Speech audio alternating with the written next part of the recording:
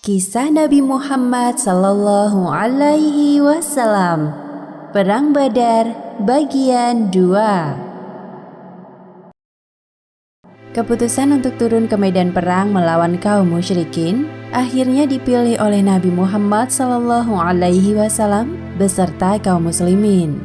Allah Subhanahu wa Ta'ala memberikan kemudahan kepada mereka selama perjalanan menuju Badar.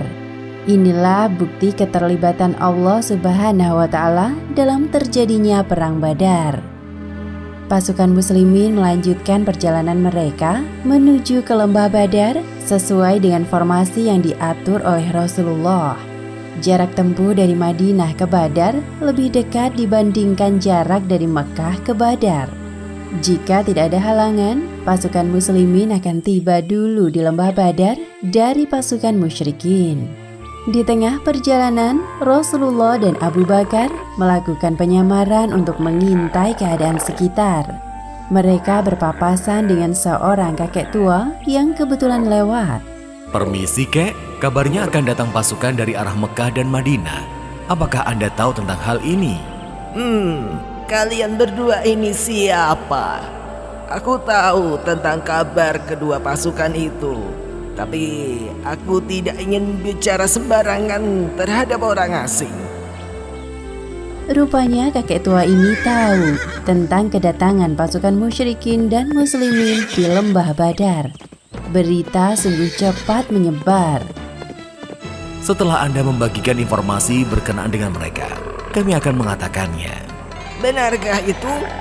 Ya, Jika dihitung dari hari keberangkatan pasukan Mekah, mereka akan menapaki lembah setelah kedatangan pasukan Madinah hari ini. Namun, bisa jadi perhitunganku meleset. Sekarang katakan kepadaku, dari mana asal kalian? kami berasal dari Ma. Ma dalam bahasa Arab artinya air. Jawaban Rasulullah ini dikenal dengan istilah tauriyah, yaitu penyembunyian informasi diri yang dianjurkan dalam situasi perang.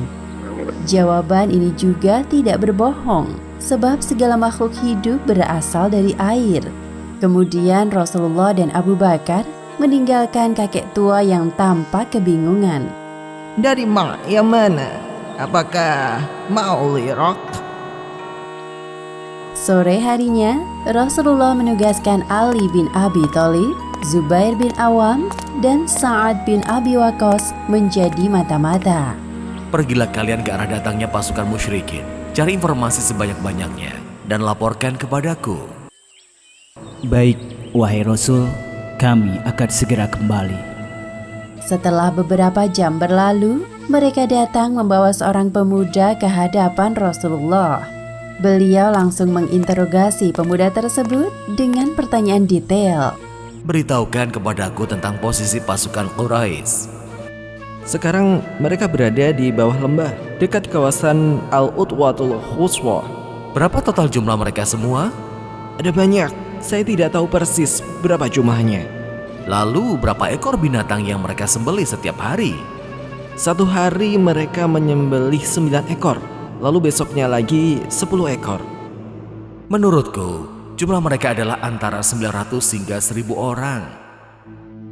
Rasulullah menyimpan informasi ini dari para sahabat yang ikut dalam perang Badar agar nyali mereka tidak ciut karena mengetahui jumlah kekuatan musuh ternyata 3 kali lipat dari jumlah mereka.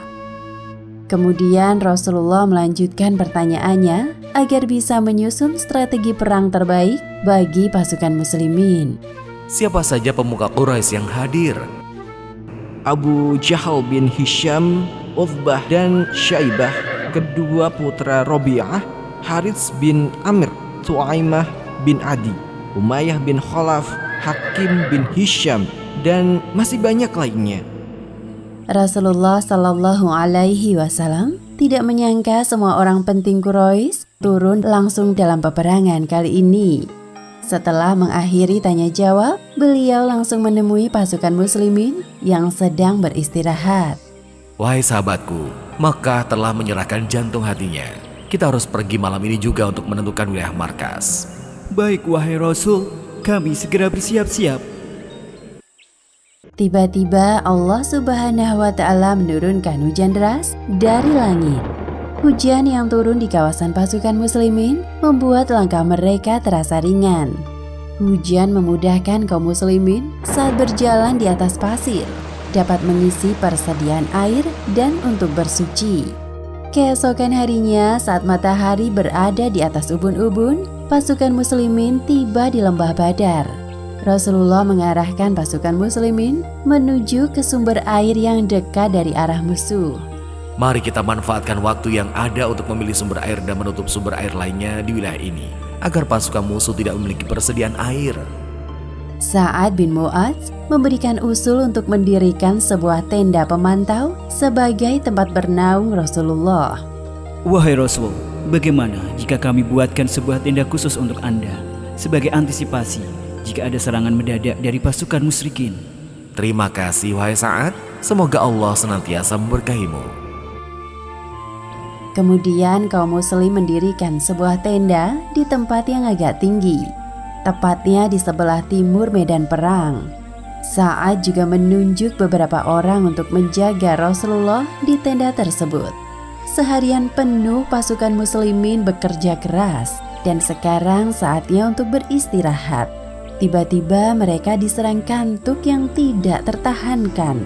Namun sebelum terlelap, Rasulullah menyemangati mereka agar memantapkan diri untuk berperang. Tenangkan diri kalian malam ini untuk menghadapi hari esok. Allah Subhanahu wa Ta'ala telah menjanjikan kemenangan untuk kita. Semua orang telah terlelap dalam posisi tidurnya masing-masing. Hanya Rasulullah yang tidak bisa tidur. Beliau sholat dan terus memanjatkan doa kepada Allah Subhanahu wa Ta'ala untuk kemenangan kaum muslimin besok. Malam ini adalah malam Jumat 17 Ramadan, 1 hari sebelum peristiwa Badar. Allah Subhanahu wa Ta'ala menunjukkan keterlibatannya dalam perang ini sebagaimana yang disebutkan dalam Al-Quran Surat Al-Anfal ayat 11. Ingatlah ketika Allah menjadikan kamu mengantuk sebagai suatu penentraman daripadanya, dan Allah menurunkan kepadamu hujan dari langit untuk mensucikan kamu dengan hujan itu dan menghilangkan dari kamu gangguan-gangguan syaitan, dan untuk menguatkan hatimu dan memperteguh dengannya telapak kakimu. Demikianlah akhir kisah Perang Badar bagian 2. Hikmah yang dapat kita ambil dari kisah ini diantaranya: pertama, semua hal yang terjadi di dunia ini atas izin Allah Subhanahu wa Ta'ala, entah sebagai pelajaran ataupun ujian bagi kita. Kedua, Allah Subhanahu wa Ta'ala tidak akan membiarkan hambanya yang beriman dalam kesulitan.